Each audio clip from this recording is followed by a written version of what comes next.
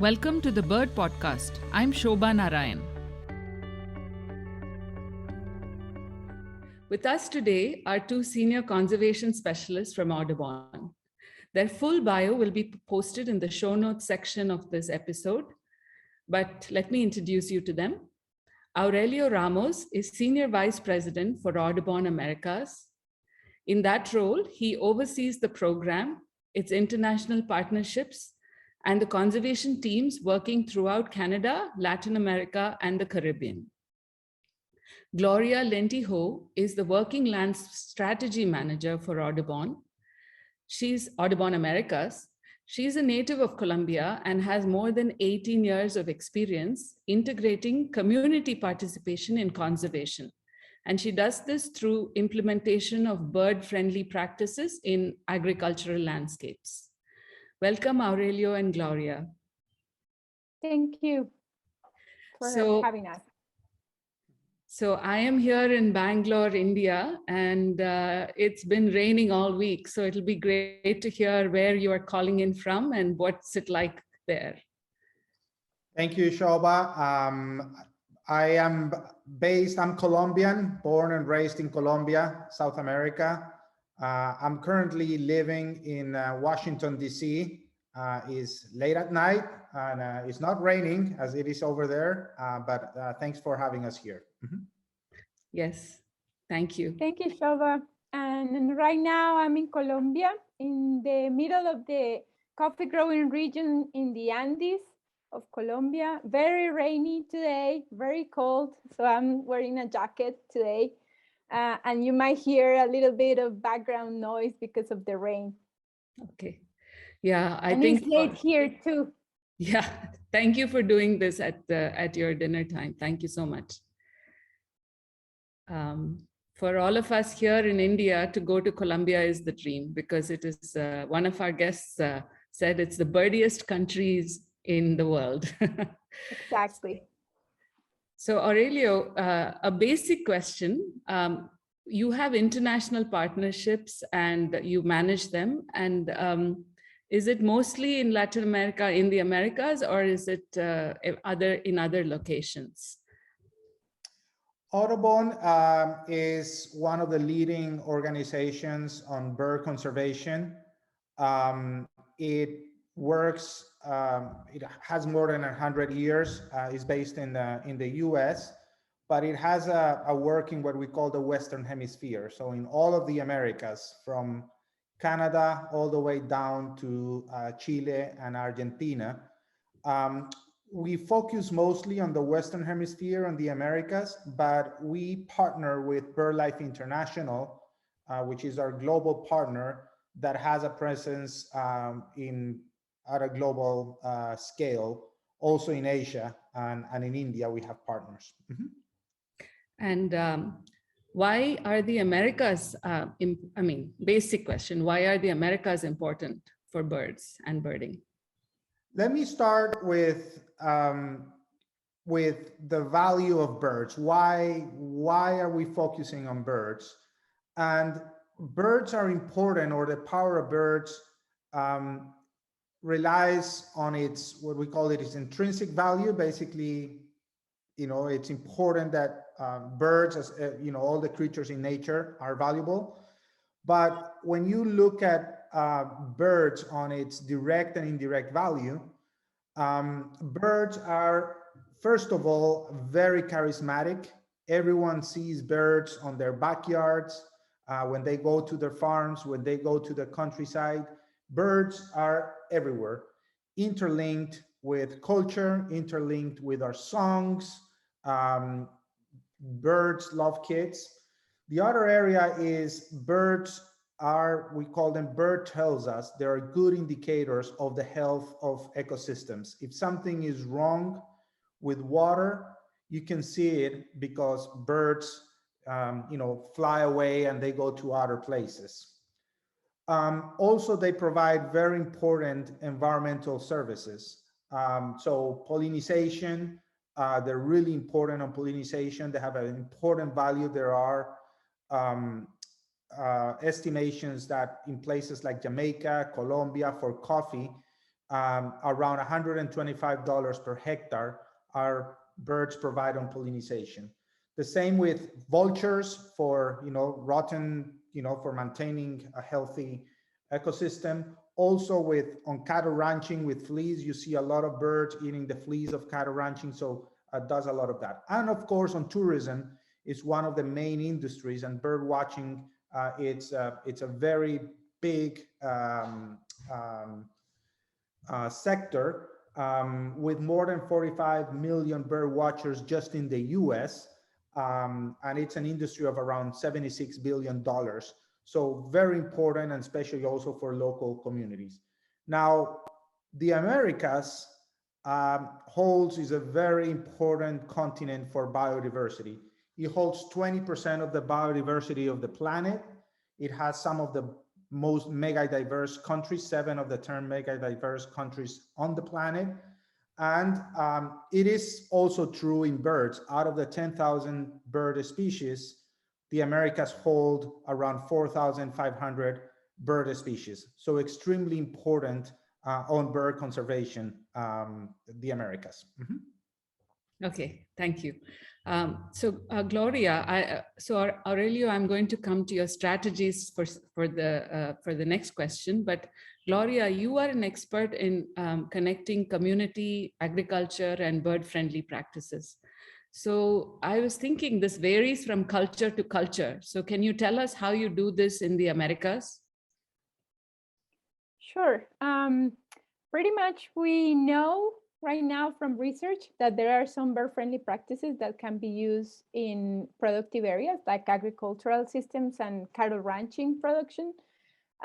Pretty much these practices are have to do with more vegetation and more natural vegetation in those productive areas. So basically what we want to do is to increase connectivity of the landscape so birds can move around the landscape and use different vegetation and forest fragments that we have, for example, in Latin America, where forests have diminished a lot. So we only have like little pieces of forest that are scattered through the landscape. So basically what we know is that if we increase this vegetation, natural vegetation, to different practices, for example, live fences or pasture with scattered trees, and protect and isolate the forest fragments that are in the landscape, and improve connectivity to biological corridors, or if we improve shade-grown coffee, or we have plantations for wood with native trees, all of those practices can work for birds in productive landscapes. So having all this is important, but we need to work with farmers and communities to integrate also their own knowledge and come up with a strategy that they can actually adopt, and that integrate what they know, but what research also tell us, and have higher productivity, and also promote bird conservation and in general biodiversity conservation.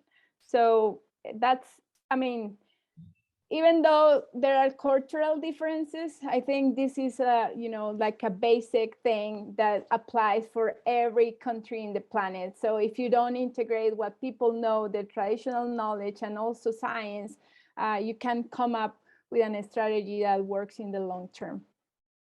So specifically with cattle ranching, Gloria, just a follow-up. So what do you approach the farmers and you say, you have these big ranches, but why don't you plant some bird-friendly trees at the end? Or what is the dialogue that's happening? Yeah, so we have what we call silvopastoral systems that pretty much are pastures with trees.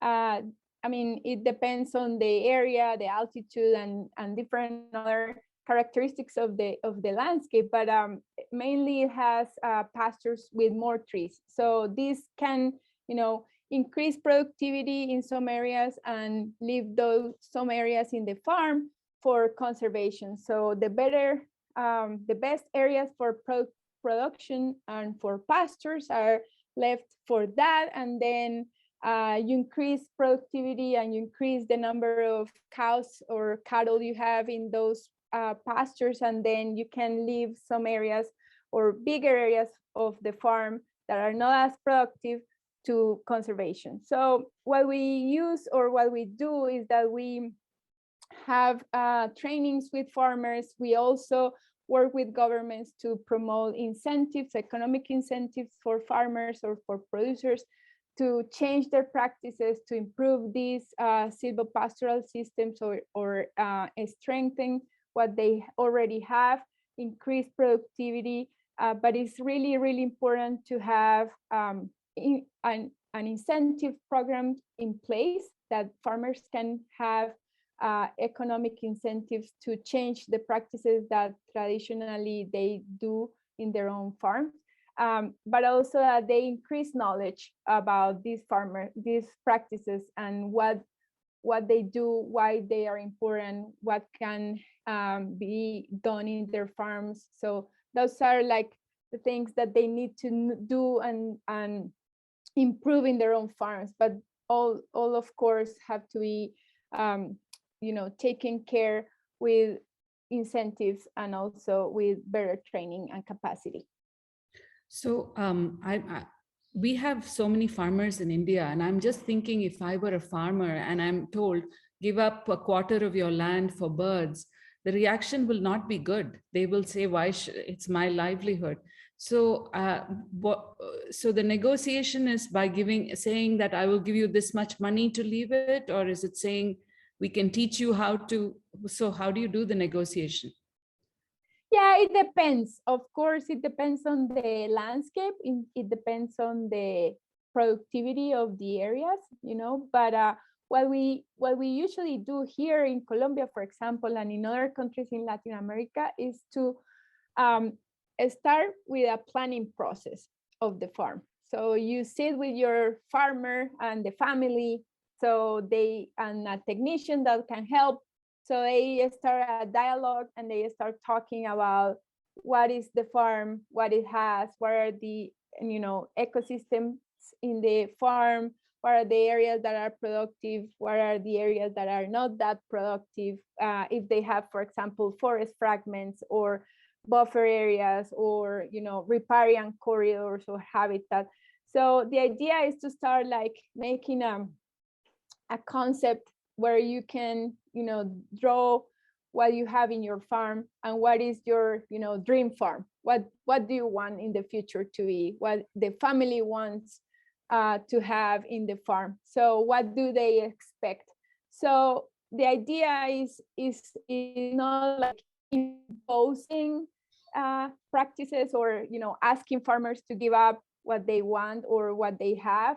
It's more like let's think about how we can do this better, how we can improve the farm, how we can improve productivity.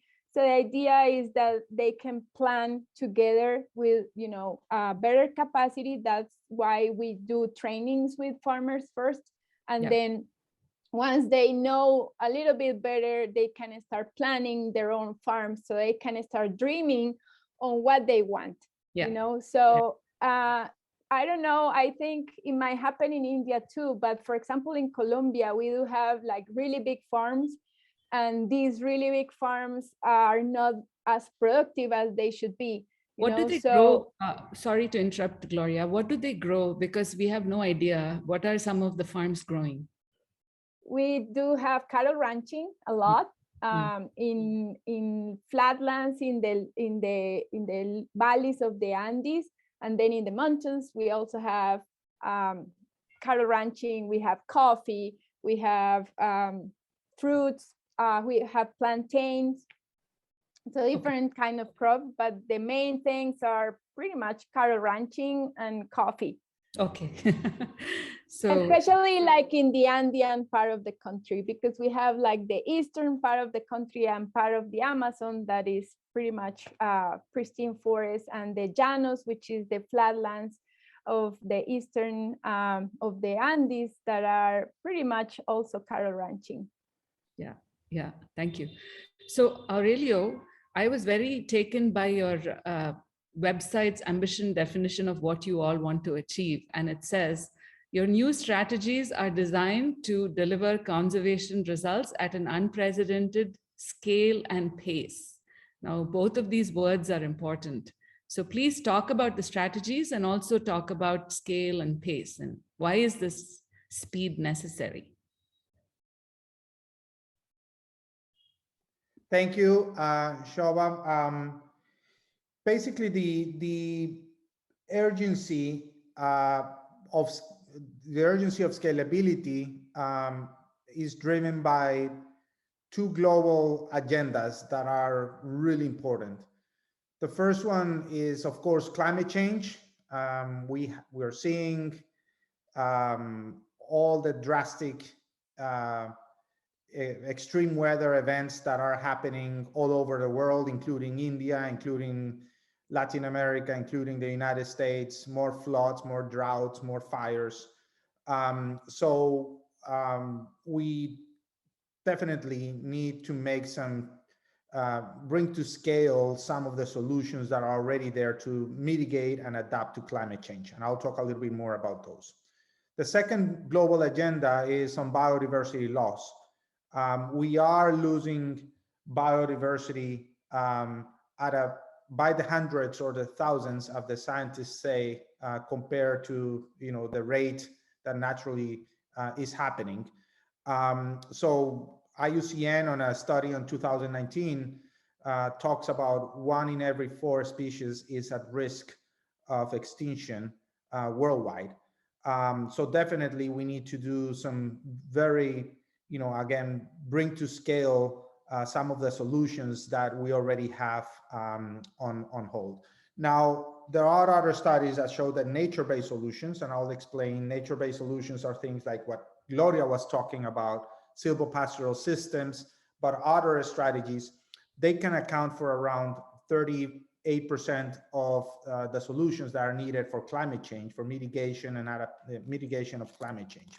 So what we have done is we have identified which are those places that are most important, focusing on birds, for the conservation of birds in the Americas, using scientific data. And we have come up with what are those places that are most important, and then what are those strategies that are already starting to scale up, in which we can bring the bird component and have a huge impact on the conservation of birds.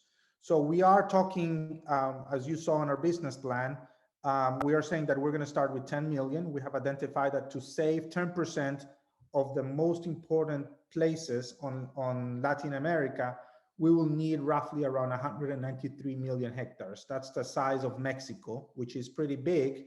But if we're saying we're going to focus on the next 10 years on 10 million hectares, so a big chunk of that. But the good thing is we're looking at places where we can, big landscapes and seascapes, where we can show some very big changes and impact of our work, and then through policy and through finance and with a lot of partners, being able to take to other places. So we have a theory of change on how to do this, which is laid out on the business plan. And we definitely, again, we cannot wait because of these two big urgencies. Mm-hmm. So when I want to interrupt, I'll raise my hand. The question is, this 10 million is throughout the Americas, correct? 10 million is throughout Latin America and the Caribbean. Mm-hmm. Okay, please go ahead. Yes, so that's where we have this theory of change, and we're focusing right now on a few places to show how, when you integrate birds into these solutions like silvopastoral systems that are starting to scale up, we can save many of these places, for birds and for biodiversity. And of course, it has a huge impact both on climate change mitigation and adaptation. Okay. And which of the strategies is the most challenging? That you've outlined 4, and the scale of thinking is very ambitious. So is it actually converting human minds that is the most challenging for you, or which is? Yes. So Sure, we have four strategies, Yes. just to very briefly describe them. The first one is focus on what we call the skeleton of conservation, which is protected areas. Latin America, the Americas, and Latin America is one of the continents with the most amount of protected areas in the world. Doesn't mean they're all well managed. There are a lot of what we call paper parks, but we are focusing as Audubon and our partners on what we call subnational protected areas. There are a lot of local communities and local municipalities who want to protect areas because they are important for water, because they are important for bird tourism, because it is, again, as I said, it is part of their culture, so they want to protect this area. So we're putting together with our partners a big project called Conserva Aves, which is looking at helping local communities protect more than 2 million hectares across Latin America and the Caribbean in the next 5 years. The second strategy is on regenerative agriculture, just what Gloria was explaining. This has an economic benefit for the farmer because it improves soil, it also improves the productivity of the land, because we put trees that fix nitrogen and allows productivity to improve, and we also work on creating these corridors, etc. The third strategy, and again, cattle ranching is the main threat to biodiversity, is in the tropics around the world. So working on this strategy and scaling it up is extremely important. The third strategy is on coastal resilience. In Latin America, more than 60% of the people live closer to 60 kilometers from the coast. There is a lot of road construction, infrastructure construction, sanitation for local communities. What we want to make sure is that this infrastructure is done in a smart way, so that we are integrating the bird component and biodiversity component. And as, for example, mangroves can help reduce 66% of the energy from waves coming into the shore, avoiding coastal erosions and things like that. So mainstreaming, again, these things. And the fourth one is broadening our constituency for birds. There are people right now are starting to acknowledge and see on their backyard the birds, and starting to get these stories. So people are becoming crazy about birds. So we want to take advantage of this craziness for birds and start connecting that with the importance of getting mobilized, create a movement to help us conserve birds, so that local people and the common person can go and start talking to their politicians and to their municipality on what type of plants can I plant on my backyard or in the park of the city or the town. How can we create more protected areas? How can we work with the agricultural extensionist to bring some of these solutions that are very easy to adopt? Mm-hmm. So coastal lands, protected lands, having a constituency for birds, and what was the fourth one? I think regenerative agriculture. Yes. Okay. I see in your Audubon's website that you've identified core countries and the priorities. So two follow-ups, Aurelio. So you've divided which are the countries that are important, and then do you go top down? Do you start with the government, or is it all parallel? So what we did, we are selecting the unit at the national level, because that's just like in India or in other places. This is where a lot of the decisions about money and policies happen. So we are looking at the country level. So one of the things that we did was prioritize which countries we're going to focus in the next 5 and 10 years. We selected for the next 5 years, Canada, Mexico, Panama, Colombia, and Chile. And then we called expansion countries. Those are countries that we're going to start looking after the 5th year, which are another 6 countries, including Brazil, Argentina, Costa Rica, etc. but these are the first countries that we're focusing. We prioritize those because, of course, they are very important for birds. Yes. Yeah. Is it because you were starting to come to that, you chose the core countries based on bird migration routes, or how do you choose them? We chose them because they are important on this migration that we call them the flyways, but also because of the endemic and globally threatened species, endemic being species that are there. So these are countries that are very important for bird conservation and biodiversity conservation, and we took some other values, but also countries that politically and socioeconomically and legally have the right frameworks for us to get some early returns on the investment, no, like low-hanging fruits where we can get some early results. So that's why we came up with these first countries of places that we want to focus and then expand to the others. Okay. And the other thing I asked you was the approach. Is it more like a pyramid where you start with the government and then go down and down, or is it all parallel? Is it like a square? Everything is done in parallel.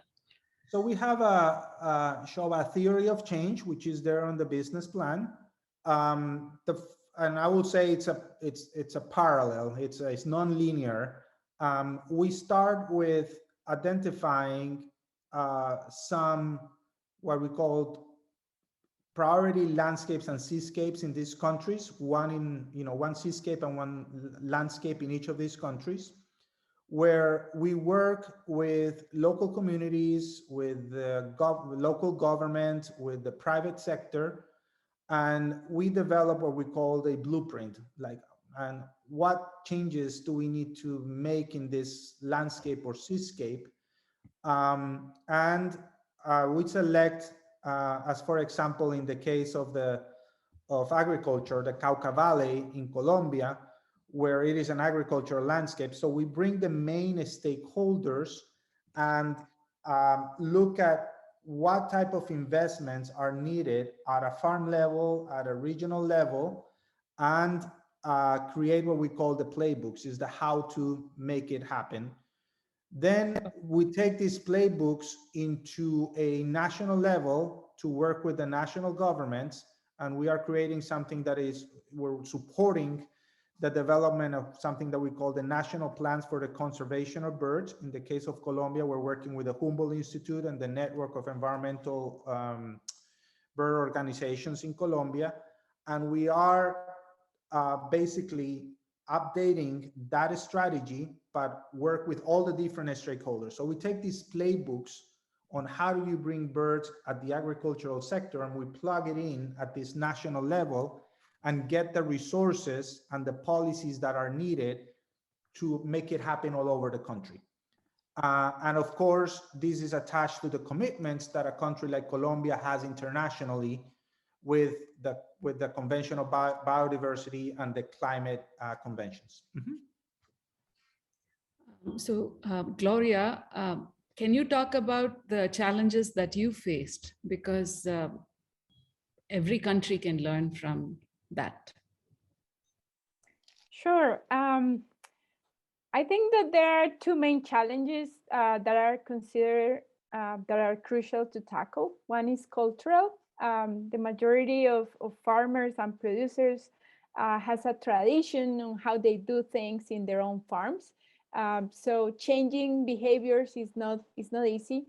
So we need to work on improving knowledge so they can understand why they should change some of the things they do, some of the practices they do, or not change, but also include some other practices in their farms that can help promote conservation. So we really need to, improve what they know, what their perceptions are, and also include their traditions, as I was saying at the beginning, in a better way to develop new practices that can help birds and biodiversity. So if we, work with the farmers together, we can find ways to, improve practices and improve productivity and, improve livelihoods of these farmers. And the second challenge, I think, is economic, because farmers also need money to change practices, as they are expensive when they first invest in changes. They can see a return, but it has to, it has to be some time until they get the return that they do when they want to invest in changes in the farm. So I think those are the main things that you need to tackle. So it's important to mainstream bird conservation with economy, because it's not only like, that you ask farmers to preserve birds or biodiversity, but you need to have economic ways that they can do that, and using market-based solutions that they have jobs or create jobs and incentives to implement bird-friendly practices, but also developing and implementing those practices that can improve production is important. But in addition to productivity issues, it's also important to find innovative ways to also mainstream bird conservation with economy. For example, using bird-based tourism as a way that they can have a supplemental income from the farm. So using agriculture as a place where people can just go and visit and see how they do their own processes on the farm, like production of coffee or production of cattle ranching or whatever crop or productive system they have, but also showing the biodiversity they have is something that they can use as a second income or second way to have other possibilities. And this is important as we cannot ask farmers to just give up their land. We need to come up with ideas that are realistic, that they can actually adopt in their farms. So that's pretty much one of the learnings I think is important to have and can apply to a country like India too. So what is the pushback that is there? I'm sure you have now a formula. So we go tell them this, they will tell us this. So walk us through that. What is the first pushback that they will say? The first one is money. Always, it's really hard to get people to do things because they always ask for money. I don't know about India, but in countries like Colombia, we have had like really paternalistic entities or companies or governments that have given farmers a lot of things without training them or without improving their capacity to actually make good decisions. So I think because of that, we have now a lot of farmers that they always ask for money first or upfront. So what we really need to work on is to change that mindset and start working with them on what they want, changing their ideas, working together on including what we know from science, but also what they know from their tradition and traditional knowledge, and take that together and make a way to advance. I think, Shoma, just to add here, what the beauty of the market-based approaches is that there is an economic benefit for the farmer to make these changes or make this transition into a sustainable cattle ranching. Yes. What happens is usually there is a 1 cow per hectare on these small and medium-sized farms in a place like Colombia, but in other places in Latin America. And when you introduce silvopastoral systems, you're putting more trees, you're putting forages plants, you're putting light fences. These trees provide nitrogen to the soil. You also take away a lot of the pesticides that they need to maintain productivity, and you make a sort of an integral change into the farm. Yeah. The farmer can now put 3 cows per hectare.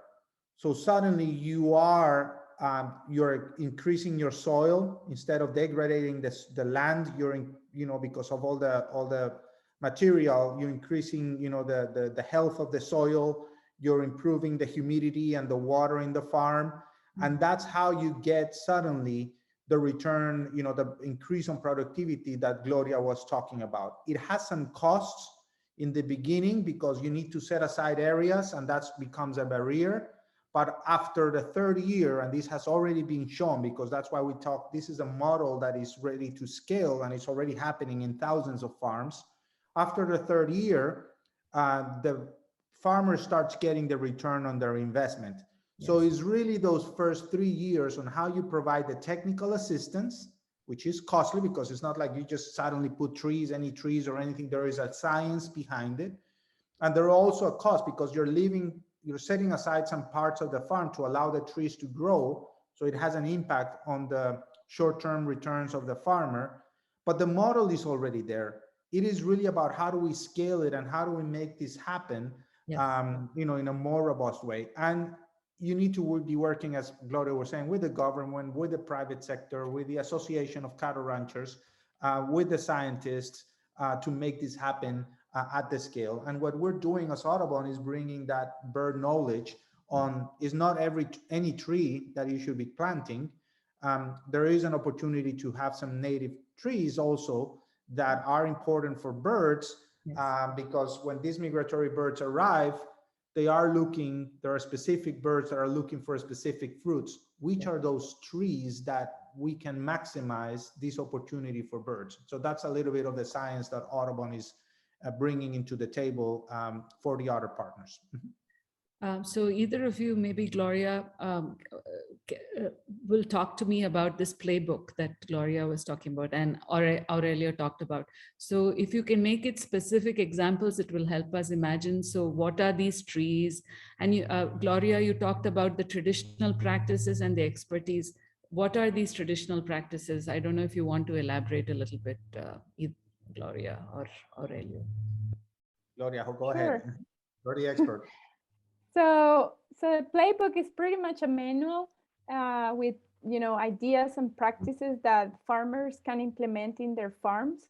So basically, what we try to with this playbook is to have a manual and a really nice setting with infographics and data that farmers can understand. Is written in a friendly language, so they can just read it and take ideas of that publication that they can implement in their own farms. So farmers, they know about birds, they know about they live in nature, so they know a lot about the ecosystems, the balance of the ecosystems, what happen if they don't manage water, if they don't care for soil. So it's including those practices that they can do to improve productivity, but that they already know how to care for water, for soil, for the environment in general, for nature. So it's all there. So including those things that they already know, but including new things that they know, but they don't know how to implement or how to do. So the idea is that we give them like instructions on how they can set up those practices or those ideas depending on where they are, because it depends on altitude in the mountains or in the flatlands, in the valleys. So it depends on the ecosystems or regions they are located in. So the idea is that they can use this manual to help them with this implementation. And as Aurelio was saying, we are working on developing a database of trees and vegetation that they can use in their farms to implement these practices.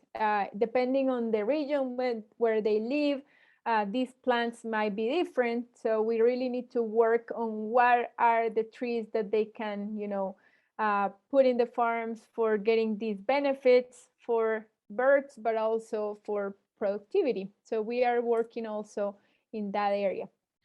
Are there 2 or 3 trees that you can name, Gloria, that is very important in Latin America? Because here in India, we have some trees that we like. I don't really know about, plant families in India, so it might not work, but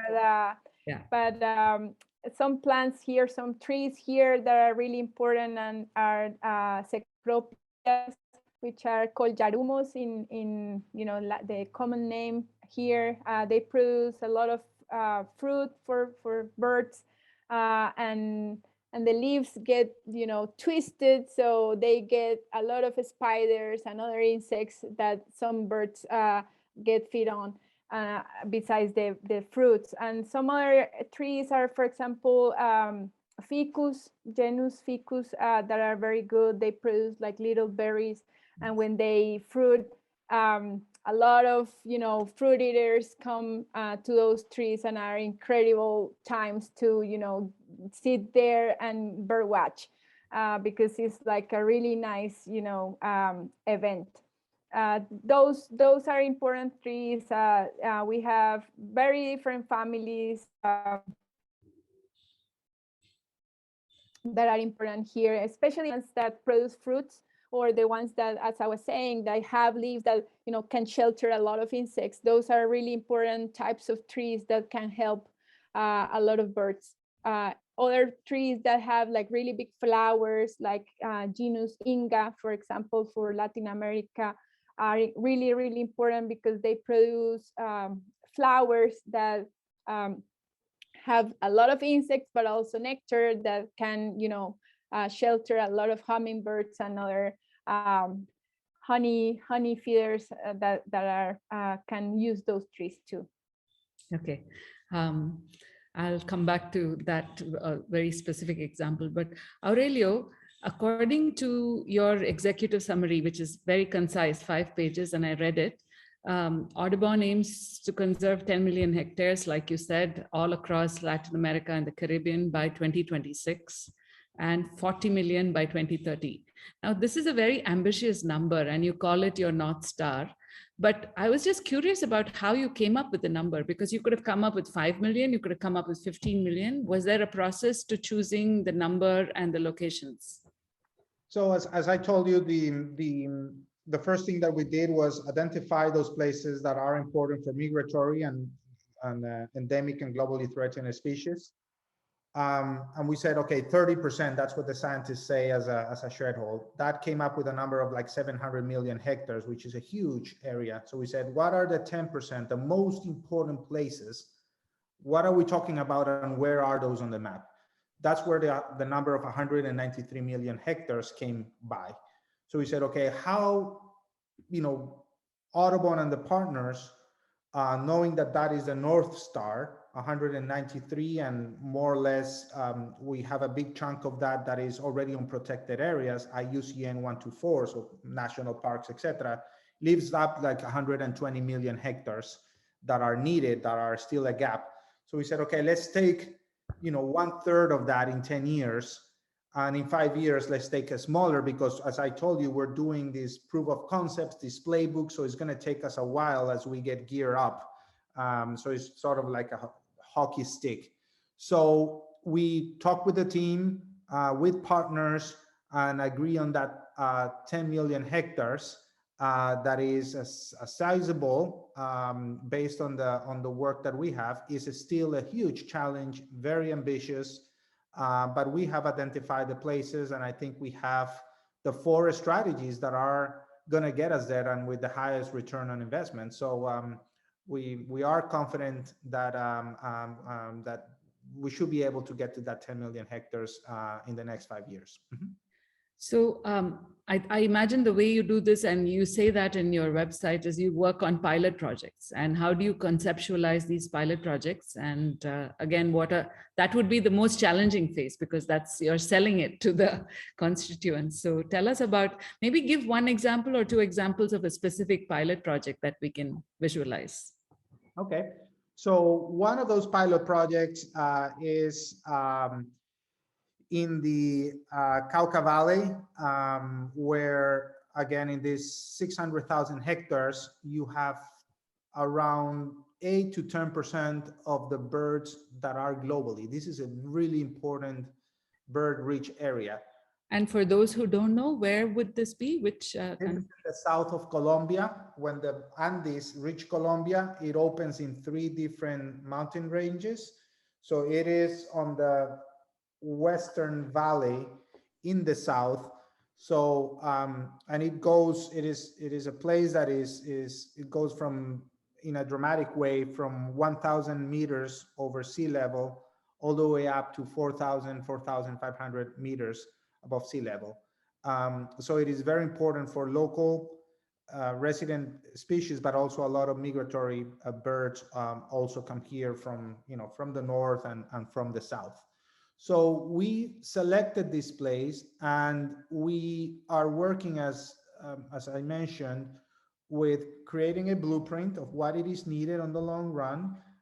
It is an agricultural sector, so we identify which are the key stakeholders that are going to allow us to take things at scale. So it's a very important place for sugarcane in the lowlands, the most productive sugarcane place in the world. So we are partnering with the Association of Sugarcane Growers to imagine what type of changes they should be doing in their best management practices for sugarcane, and how we can bring the bird component into it.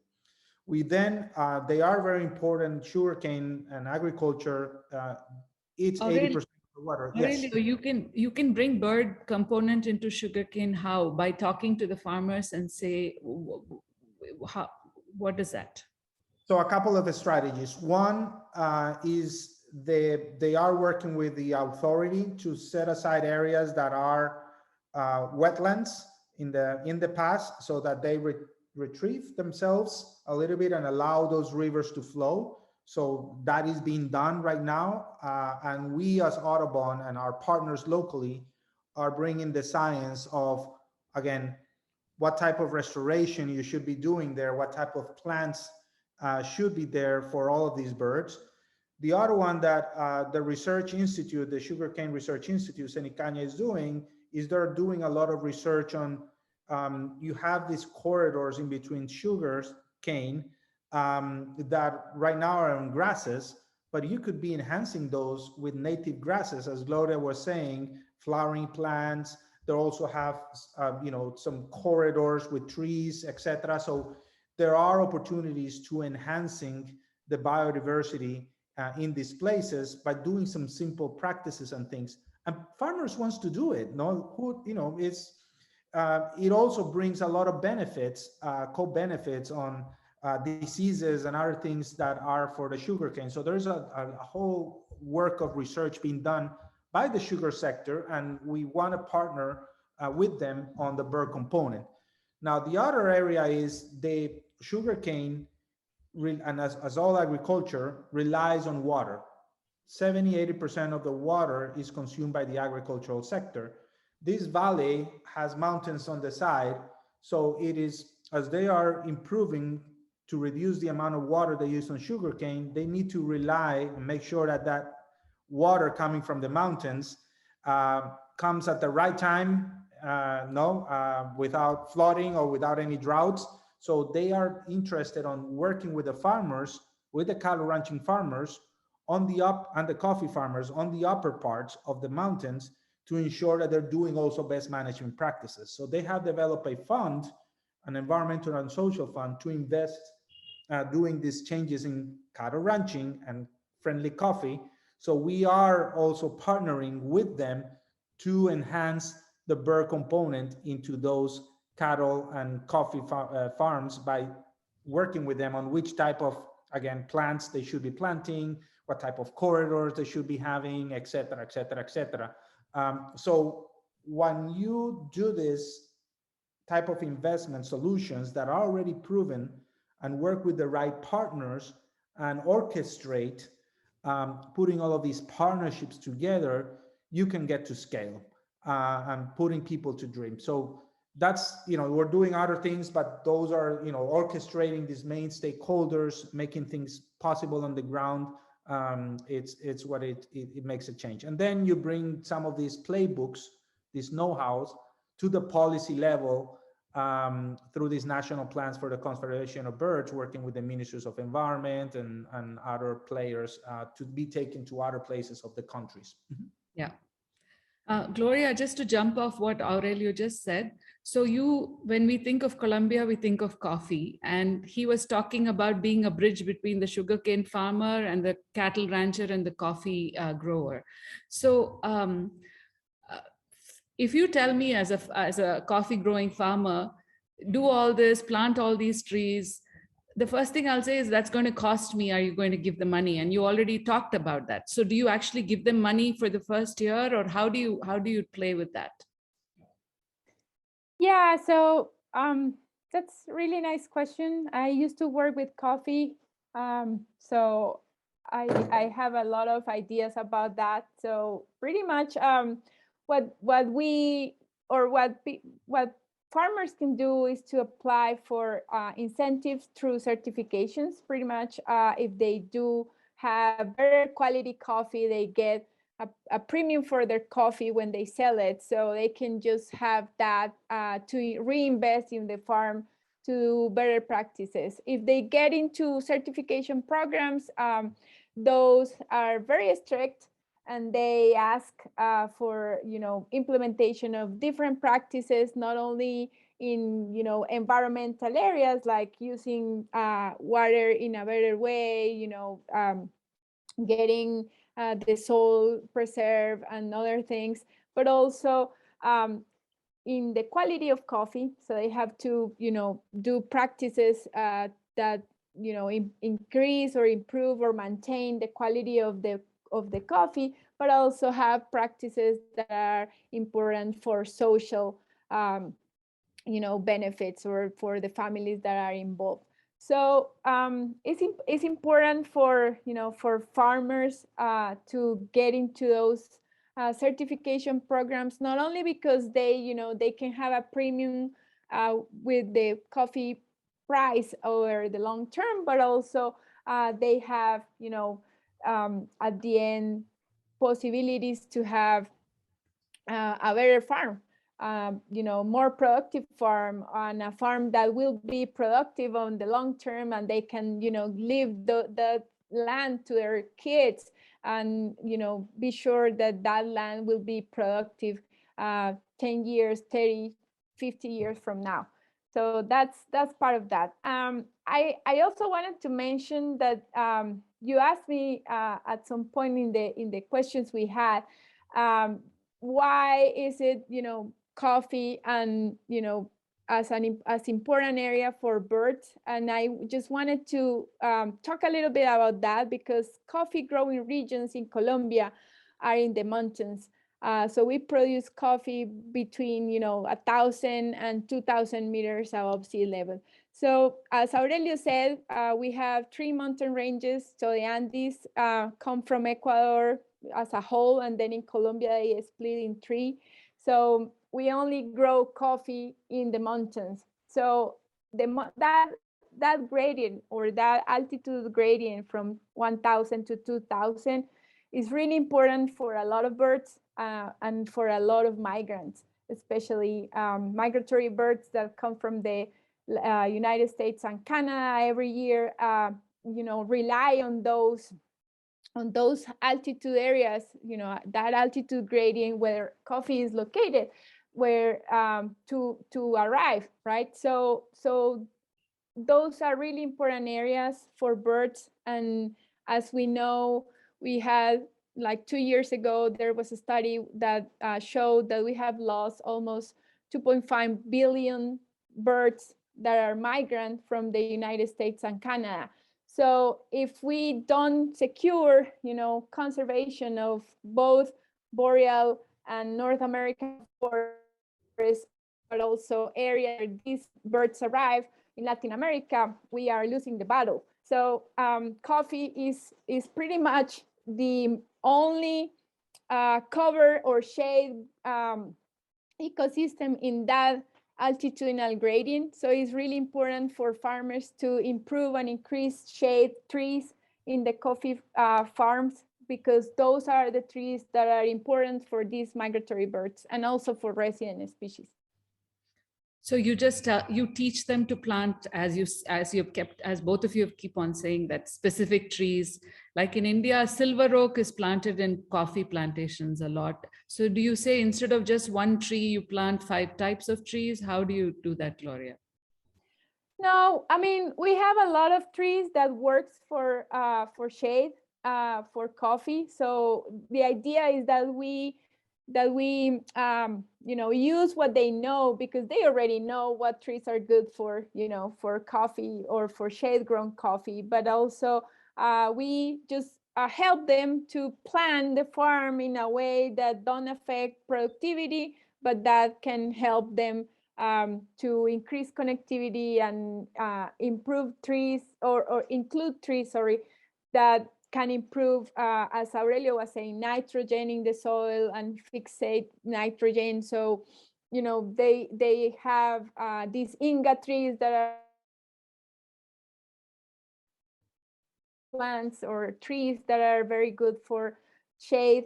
And also another idea is to have like layers or heterogeneity in the altitude gradient, not only like just have the coffee bushes and the trees, but also like having other bushes or other trees that are not as high, as big, but includes like this vertical heterogeneity that ecologists call, that is also important for birds.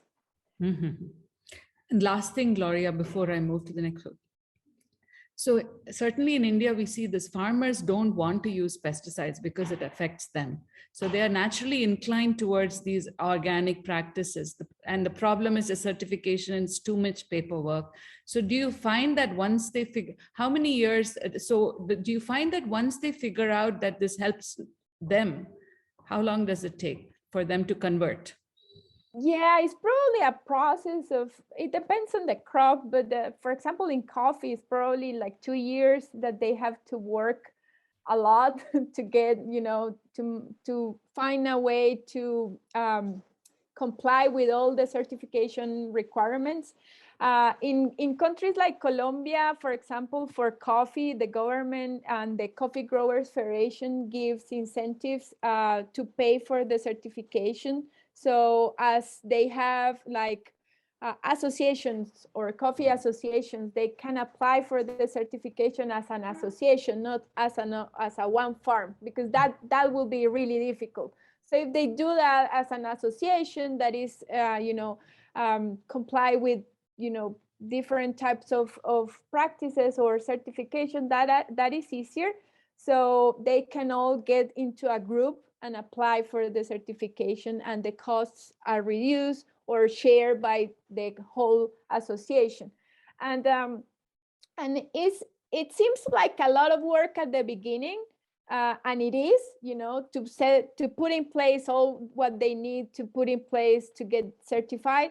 But at the end is, a way to get organized, is a way that the farmers can, get track on what they do, know the cost of what they are producing, what are they gaining, have the, economics of the farm in place, because a lot of times they don't know how much they are investing, they don't know how much is the return.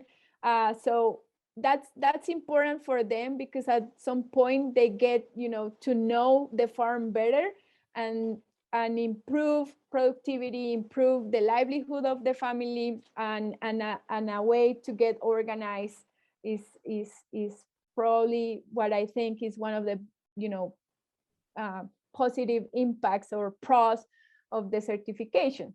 It's not always really, nice and pretty.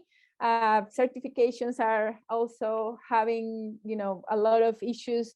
So it depends also in the prices and the markets and the, global economy, the dollar price. So a lot of things come into place. But I think for, the farmer, certifications that are a way to get improvements in the farm, and are a way to get organized and better produce what they produce.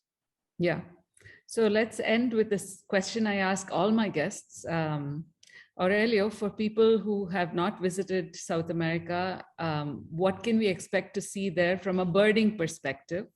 What are some of your favorite birds and birding destinations? Same for Gloria. So I will, before I get into the birding, Latin America is a vast, South America is a vast place, has some of the world wonders. So places, and I'm going to go from north to south, that you have heard, but it just captures your imagination of the richness and biodiversity and nature. So you have the Yucatan Peninsula in Mexico, the Mesoamerican Reef in Central America. When you go down, you have places like the Amazon, the Orinoco. Then you have Patagonia. You have important coastal fisheries, one of the most important in the world, the Humboldt Current in the coast of Peru and Chile. And of course, some of the biggest rivers in the world, the Amazon, the Paraná, Paraguay, Magdalena, Orinoco. So just to say, is a vast. The same happens with birds. I'll just bring two birds. I was just down in Colombia and Panama last week. So one that I have been fascinated was with a broad-winged hawk. It's a migratory bird, comes from the east part of the United States, immigrates on the fall. We were able to see some funnels of these birds. They migrate during the day. Usually all the birds migrate at night. And these ones migrate on the day because they need to take advantage of these hot air funnels. These are in the thousands that you see them together, getting this, these funnels of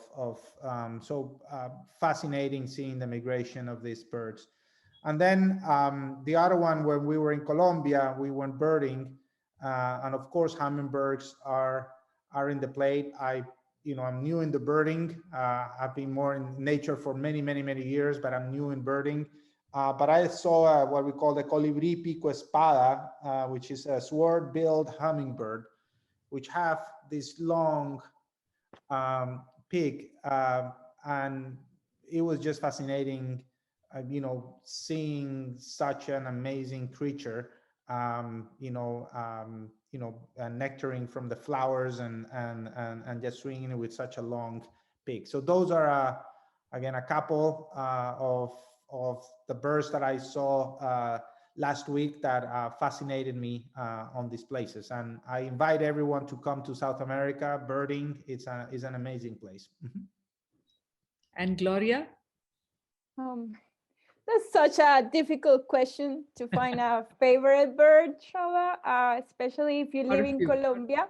Yes. So it's really hard. I think I really like tanagers, which are species that eat fruits. So they are, really colorful. Main reason, why we watch birds, because they are, a lot of them are really colorful and pretty and have really interesting behaviors. But I really like those. Tanagers are really, really nice birds. But I have to say that I really like when they get together in what we call mixed flocks. And that's like an experience that is really cool when you are in the forest and they, birds start getting together, but not only tanagers, but birds from other, guilds, like, anteaters, tanagers, but also insectivorous birds and honey creepers and different types of birds. They get together and they form like this cloud, and they start, going tree to tree, doing a lot of noise. And that's a way that they can just, avoid predators. And that's a way that they can, get together and find resources. So seeing that is really cool, because you don't really know where to look. It's like crazy. It's everybody passing through. So a lot of types of birds that are in those mixed flocks that are really, really cool. And the other thing another experience that I think is really nice is for example, in Colombia, because we have that high diversity because the Andes splits in three. So that, in evolutionary terms, that ended up having, tons and tons of species around those cordilleras or mountain ranges. So something that is really cool, for example, here is that we have the Western Cordillera that has, a slope that goes into the Andean and the Interandean Valley, the Cauca Valley that we were talking about before, but also the Pacific Ocean. So if you go to places that are, around the two of those slopes, you can see birds that are from the Andean side, and then you can see birds that are from the Pacific side. So those areas, like a place that is Colanchicayá in the Cauca Valley region, is a really cool place because you see like this huge diversity of birds that are coming from the Andes, but are also from the Pacific region. So it's a really nice place to visit as other areas in Colombia. But we have so many places just in Colombia and also in other countries that are really, set up for bird-based tourism, like in, Costa Rica and Ecuador and Peru. Really nice places that, can have not only birds, but also culture and food that are really, incredible to visit. Well, I hope to visit one day to Colombia. You're welcome. Let us know. Yes, Anytime. thank you. Yes. So I want to thank our producer, Ullas Anand of EcoEdu, our editor, Tamanna Atreya, and of course, our guests, Gloria Lentijo and Aurelio Ramos. Thank you for being part of the Bird Podcast. Thank you, Shoba, for inviting us. Yes. Bye-bye. Thank you. Bye-bye. Thank you. Bird Podcast is produced by Ullas Anand and EcoEdu. I'm Shobha Narayan. Thank you for listening.